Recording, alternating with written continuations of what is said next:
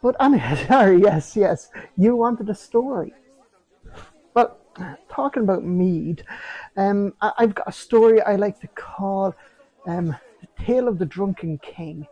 This happened in about the year 860 AD. There was a king, Serbil, son of Dunlang, and he was a king of Ostrich.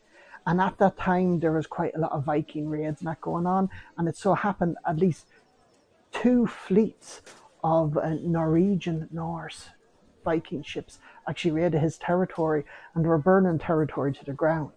But it also coincided with the time when the king decided to get a little drunk. So he spent the whole day having quite a lot of mead, and I imagine maybe even some wine. And then, in the middle of the night, his advisors came to him and said that the Vikings were burning and destroying the entire country. And of course, they were very respectful to him. They kind of came in quietly and sort of just reminded him that with the entire country burning, it was no place for the king to be drunk. If only all politicians would heed that advice. But anyways, yes. Oh, pardon me.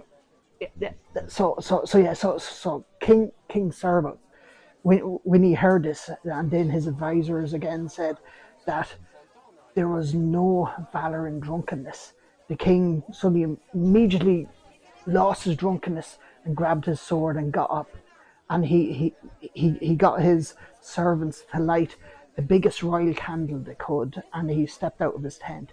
And of course, at this time, the Viking warriors were surrounding his entire army.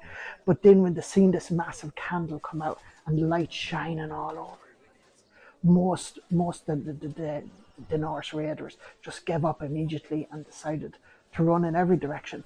But some of them were brave men. Some of them were very brave men.